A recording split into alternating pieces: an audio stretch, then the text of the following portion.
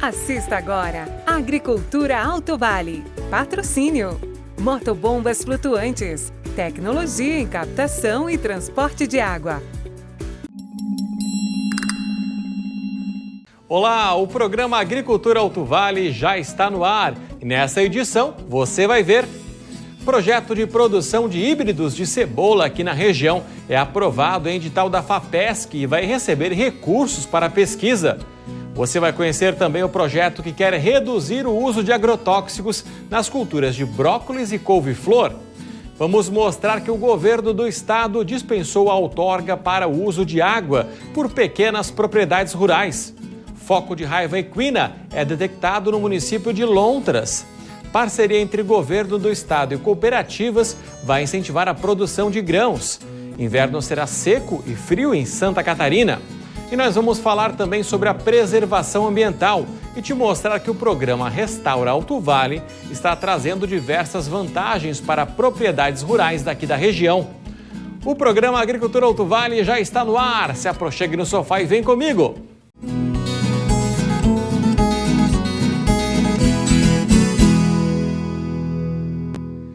Olá, que bom encontrar você aqui na tela da RBA TV, você que assiste, através da TV e também pelas nossas redes sociais. Um abração para Vilma Piva Melo e o Darcy Silva, o pessoal que acompanha pelo Facebook e também pelo nosso canal no YouTube. Muito obrigado pelo carinho da audiência. Olha, pescadores capturaram 9 toneladas de tainha em um único dia aqui no estado. O dia amanheceu com temperaturas baixas e os pescadores artesanais de tainha em Florianópolis tiveram saldo positivo na pesca. Lanços aconteceram na Praia Brava, na Praia dos Ingleses e na Praia do Santinho, no norte da ilha. Nessa última, segundo os pescadores, mais de 9 mil quilos foram capturados. Para agradecer pela safra, pescadores e familiares fizeram uma roda de oração. E 2 projetos da estação da Ipagre de Ituporanga foram selecionados entre cerca de 1.000 no edital da FAPESC para receberem recursos para a pesquisa. Um deles é sobre a diminuição do uso de agrotóxicos em 2 culturas. Grace Sauer conta pra gente. Olá, Grace. Olá, pois é, aqui na Estação Experimental da Ipagre de Ituporanga, o projeto está sendo conduzido com foco no brócolis e na couve-flor. Para saber um pouquinho mais, eu vou conversar com o agrônomo João Vieira Neto, ele que é pesquisador e está conduzindo esse estudo então aqui. João, fala pra gente, como surgiu a ideia, como nasceu esse projeto aqui na estação? Bem, o cultivo de brócolis e de couve-flor representa uma importante atividade para o estado de Santa Catarina. São cultivadas predominantemente em pequenos agricultores, agricultura familiar, e tem cerca de 2.300 agricultores envolvidos nessa atividade, o que representa para o estado na faixa de 103 milhões por ano.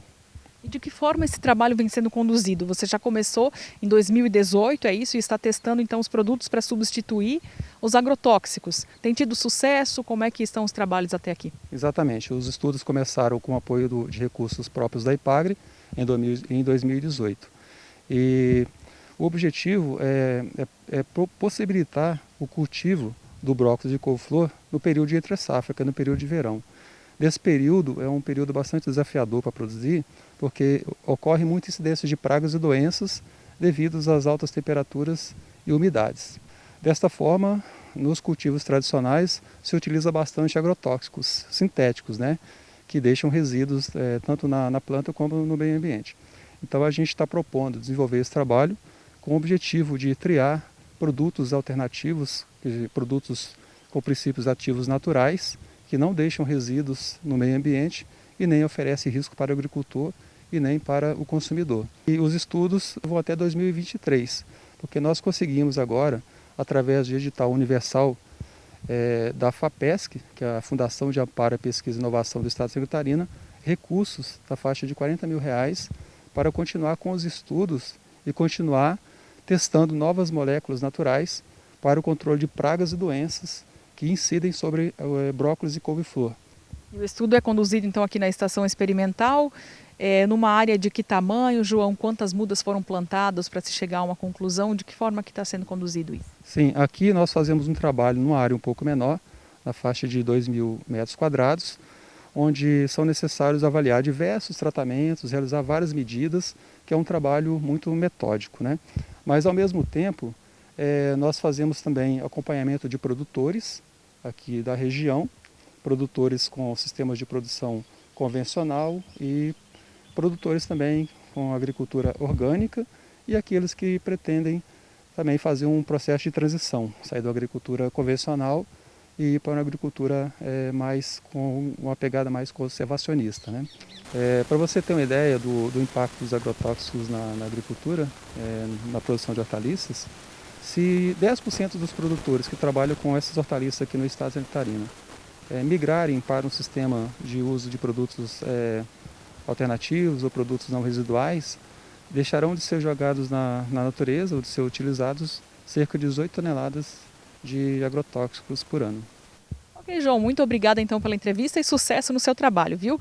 Tá aí o pesquisador João Vieira Neto, aqui da estação da Epagre de Ituporanga, falando sobre esse trabalho que prevê aí reduzir o uso de agrotóxicos nas culturas de brócolis e de couve-flor. Voltamos ao estúdio. E ainda nessa edição a gente fala sobre o outro projeto focado na produção de cebola. E uma parceria entre cooperativas e governo do estado vai incentivar a produção de cereais durante o inverno em Santa Catarina. Caio Marsani tem mais informações. A gente conversa então com o Ricardo Mioto, secretário adjunto de Agricultura aqui do estado, sobre essa parceria entre estado e cooperativa para a produção de grãos no inverno. Eu te pergunto, Ricardo, qual que é o objetivo e importância para os agricultores e para o estado também? É uma parceria muito importante, porque nós precisamos achar alternativas para diminuir o déficit de milho aqui no estado, para abastecer a nossa cadeia de proteína animal. E os grãos de inverno são uma dessas alternativas, o trigo, o triticale, a aveia, o centeio.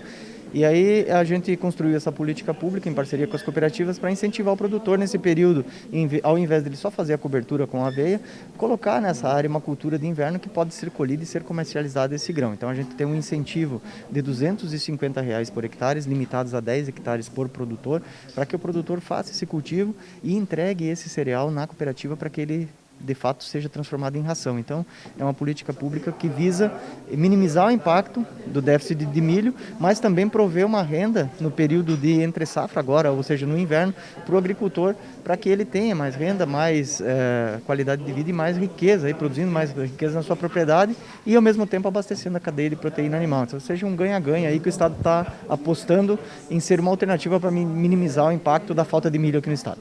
O agricultor que tem interesse, procura quem? A cooperativa, procura Epagre, como é que funciona isso? Exato. O agricultor que tem interesse em fazer esse cultivo deve procurar as cooperativas. Aqui na região a nossa grande parceira é a Cravil, então procure a assistência técnica da Cravil, que vai receber todas as orientações de como fazer a adesão a essa política pública e também vai receber orientação técnica para conduzir a lavoura do cereal de inverno. E veja a seguir, foco de raiva equina é detectado no município de Lontras. E vamos mostrar que o governo do estado dispensou a outorga para o uso de água por pequenas propriedades rurais. A gente volta já.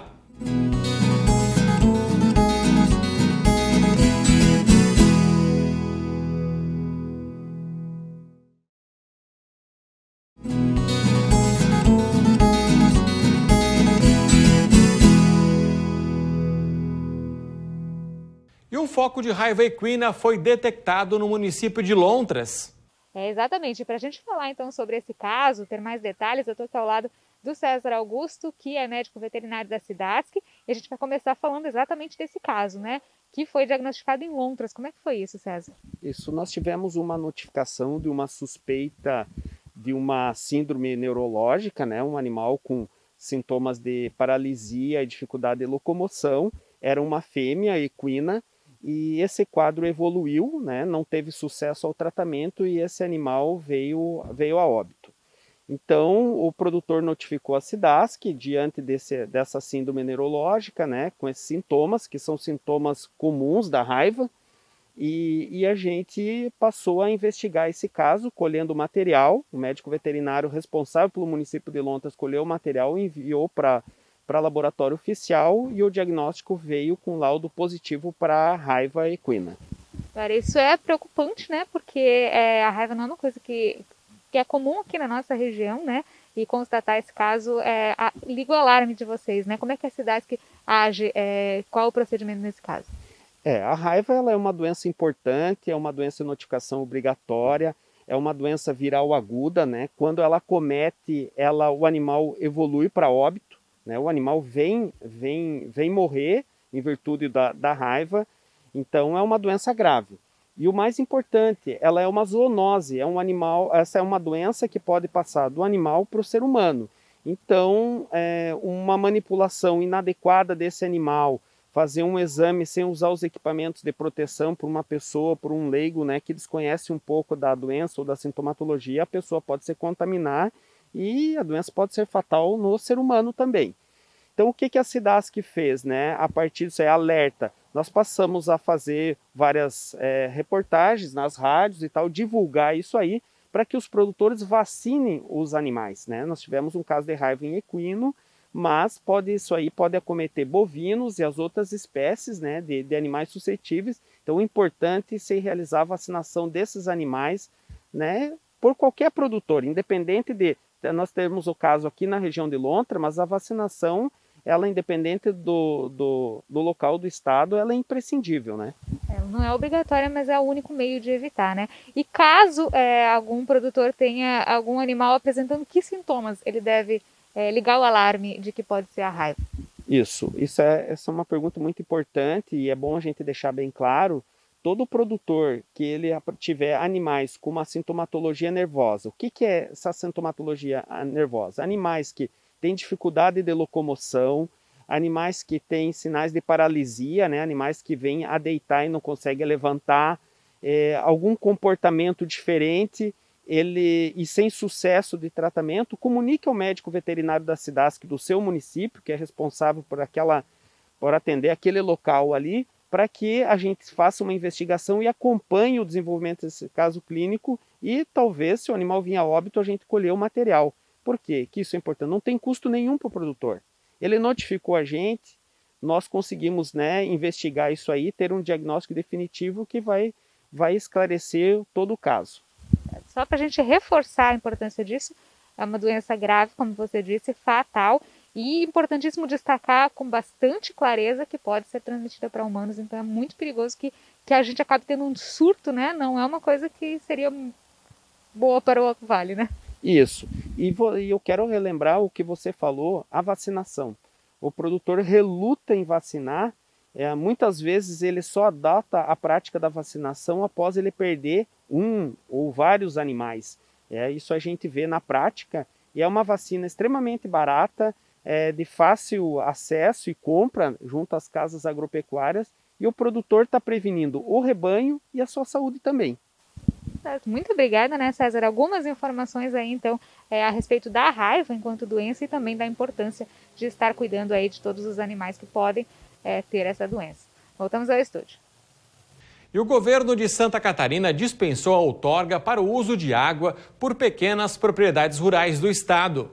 A decisão foi tomada, segundo o governo de Santa Catarina, pensando em melhorar o desenvolvimento do estado. Por isso, a Secretaria Executiva do Meio Ambiente, a SEMA, integrada à Secretaria de Estado do Desenvolvimento Econômico Sustentável, dispensou a obtenção de outorga para o uso insignificante dos recursos hídricos pelas necessidades básicas da vida e pequenas propriedades rurais.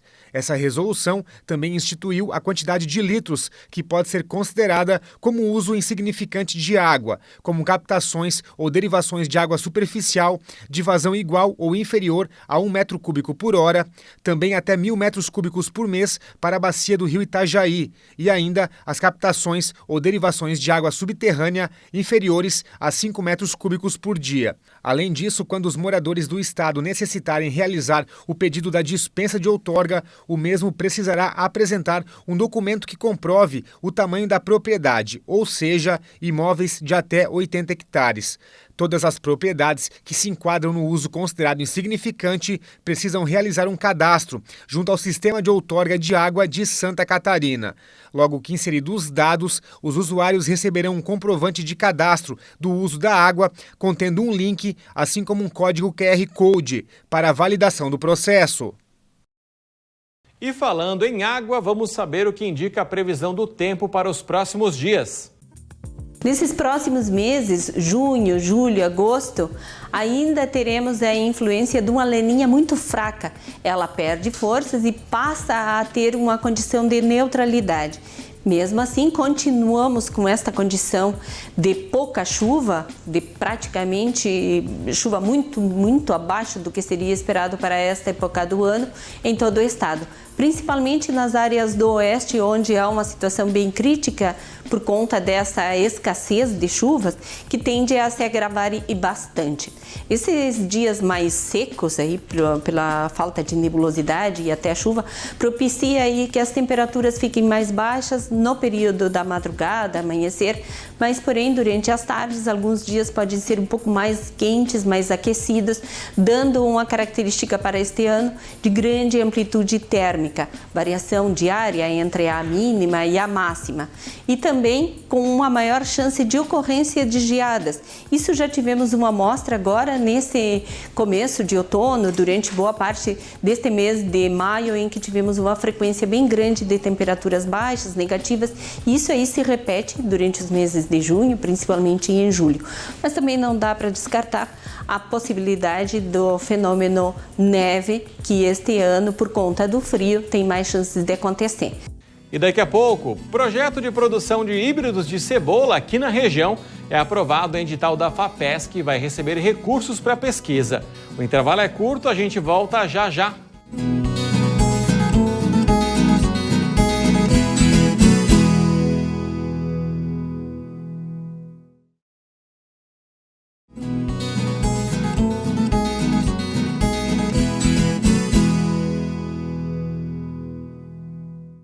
E nós falamos no início do programa sobre 2 projetos da Estação Experimental da Ipagre de Tuporanga, que foram selecionados num concorrido edital da FAPESC e vão receber recursos para pesquisa. O primeiro que mostramos foi sobre a redução do uso de agrotóxicos nas culturas de brócolis e couve-flor. O outro é focado na produção de cebola. A Grace Sauer tem mais informações para a gente. Olá, é isso mesmo. A intenção do projeto é trazer novas cultivares híbridas de cebola aqui para a região, adaptadas ao clima do Alto Vale. Para saber um pouquinho mais, eu vou conversar então com o engenheiro agrônomo Daniel Pedrosa, ele que conduz, coordena esse trabalho aqui na estação de Tuporanga. Daniel, o trabalho começou ainda em 2014, não é? A que conclusão vocês chegaram até aqui? É isso, o trabalho é um trabalho a longo prazo, né? Todo o trabalho de melhoramento, desenvolvimento de cultivares é um trabalho a longo prazo. Iniciamos em 2014 com seleção de plantas para desenvolver as linhagens, né? E até agora, aí, ao longo desses 7 anos, né? Quase 7 anos de trabalho, a gente percebe que nós obtivemos boas linhagens. Então, no começo, o processo de purificar geneticamente a cebola é um trabalho complicado e as plantas elas perdem muito vigor. Hoje nós temos linhagens muito produtivas, muito boas, o que nos leva a acreditar que a gente vai conseguir sim obter um bom híbrido adaptado à nossa região. E vocês vão iniciar os testes já nesse ano? Isso, exato. Com o trabalho iniciado em 2014, né, nos permitiu desenvolver diversas linhagens e através dessas linhagens nós fizemos diferentes combinações de cruzamentos de pares, né? E os melhores cruzamentos nós vamos avaliar esse ano, então esse ano nós vamos ter cerca de 5 híbridos a campo já avaliando somente na nossa estação, né? Em dando certo esses híbridos, nós vamos expandir os testes para agricultores, para outras regiões, para avaliar o comportamento em diferentes climas e altitudes, né? Daniel, a intenção de vocês com esse projeto é fazer com que a região, o próprio agricultor, aumente a produtividade? Isso, exato. As principais regiões produtoras de cebola no mundo, né, e no Brasil não é diferente, utilizam cultivares híbridos de cebola, né? Os cultivares híbridos têm maior produtividade, permitem melhor o adensamento, né, da cebola na lavoura. Então, quanto mais cebola, mais plantas nós temos, maior a produtividade da cebola, né, não perdendo no calibre, na capacidade de encher bulbos, né? E nós acreditamos sim que com o desenvolvimento de híbridos totalmente adaptados à nossa região, totalmente adaptados ao Alto Vale, os nossos agricultores podem, acredito, chegar perto de dobrar a produtividade que atingem hoje com cultivares OPs. Nós estamos no primeiro teste, nós temos que expandir isso para outras regiões, outras áreas, né? E é um trabalho contínuo, na verdade. Então, todo ano eu vou desenvolver mais híbrido e todo ano eu vou desenvolver mais pares. Então, é um trabalho que vai entrar quase que numa linha de produção. Nesse primeiro ano vou avaliar somente 5 híbridos. A nossa expectativa é que daqui a 3, 4, 5 anos eu consiga avaliar 100 híbridos por ano. Então a chance de nós conseguirmos obter híbridos que realmente sejam adaptados e mais produtivos na nossa região, acredito que é muito grande. Agora, para destacar a importância desse trabalho, desse projeto, Daniel, ele foi aprovado entre cerca de 1.000 aí no estado de Santa Catarina, é isso? Isso, a gente fica bastante lisonjeado, né, com a aprovação do projeto, porque realmente é uma peneira bem grande. A gente concorre com professores de diversas universidades de Santa Catarina, pessoas que têm uma equipe de pesquisa muito grande, passa por crivos importantes e mostra que o nosso trabalho, a nossa linha de pesquisa tem bastante robustez, né? Ok, Daniel, muito obrigada pela entrevista. Boa sorte aí no trabalho, então, com os novos híbridos. Está aí o engenheiro agrônomo aqui da estação da Ipagre de Ituporanga, Daniel Pedrosa, falando sobre essa pesquisa para desenvolver novos híbridos de cebola adaptados ao clima aqui da região. Voltamos ao estúdio. E produtores e proprietários de terrenos do interior da região têm até março do ano que vem para participarem de um programa que restaura áreas rurais através do plantio de mudas nativas. Restaurar áreas degradadas da Mata Atlântica, contribuindo com a adequação de propriedades rurais, conservação de mananciais hídricos e da biodiversidade. É com esses objetivos que a Premave vem desde 2018 trabalhando com o programa Restaura Alto Vale em cidades da região e do Planalto Norte catarinense. O objetivo do projeto é restaurar 320 hectares em torno de nascentes e beiras de rios, que são as áreas de preservação permanente, as APPs, contribuindo para a conservação dos mananciais hídricos e da biodiversidade. O proprietário do imóvel rural precisa ter até 4 módulos fiscais, a documentação da propriedade que comprove a sua titularidade, como, por exemplo, uma escritura ou um contrato de compra e venda, o CAR, Cadastro Ambiental Rural, e não possuir multa, autuação e condicionante de licenciamento ambiental. O Rainer é extensionista rural em Trombudo Central e vem acompanhando a realização desse trabalho. Ele ressalta que, além de preservar a mata nativa, a restauração ainda traz uma série de benefícios para as propriedades. Retarda o fluxo da água. A água demora mais para chegar no rio. Diminui um pouquinho a pressão de enchente. Não soluciona tudo, mas resolve um pouquinho. Fornece sombra, e essa sombra ela inibe a proliferação, por exemplo, do borrachudo, que é um inseto indesejado, certo? Uma mata ciliar bem planejadinha, ela serve de desviador do vento, comumente chamado quebra-vento. Esse desviador, ele empurra o vento para cima. Fazendo isso, defende uma estufa, um abrigo, um rancho, né?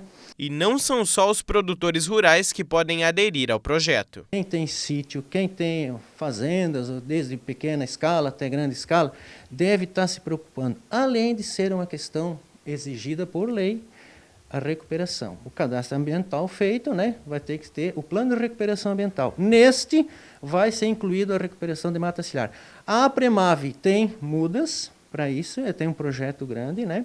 E a Ipagre fornece assistência técnica aqui no município, fazendo os projetinhos e encaminhando para a Premave. Para garantir a execução do trabalho, a Premave oferece suporte técnico e também doa mudas nativas. A única contrapartida são o plantio e a manutenção dessas espécies.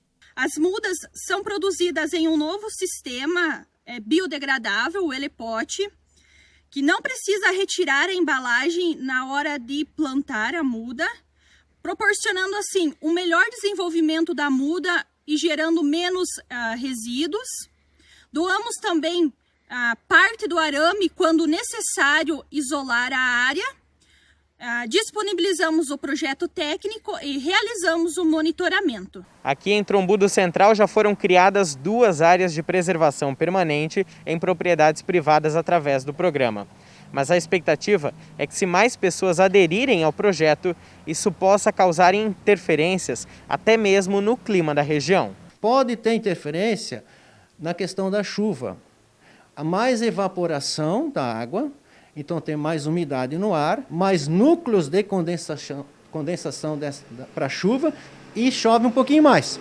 Não resolve totalmente a questão de seca, mas diminui Então podemos, o ser humano, isso é importante saber, o ser humano pode interferir na questão climática. O cadastro está aberto e a previsão é que o projeto continue sendo executado até março do ano que vem. Os produtores rurais que participam do Restaura Alto Vale ainda podem optar por inúmeras variedades, inclusive com potenciais econômicos. Dentre elas, as frutíferas, como por exemplo, a pitanga, guabiroba, os araçás, cereja, uvaia, grumichama, jabuticaba, dentre outras, com potenciais econômicos, como por exemplo, a erva mate e o palmito. O programa Agricultura Alto Vale termina aqui. A gente lembra que todas as reportagens estão na nossa página no Facebook e também no nosso canal no YouTube. Aproveita para curtir, comentar, compartilhar e participar. A gente se encontra no próximo programa. Um abraço e cuide-se bem.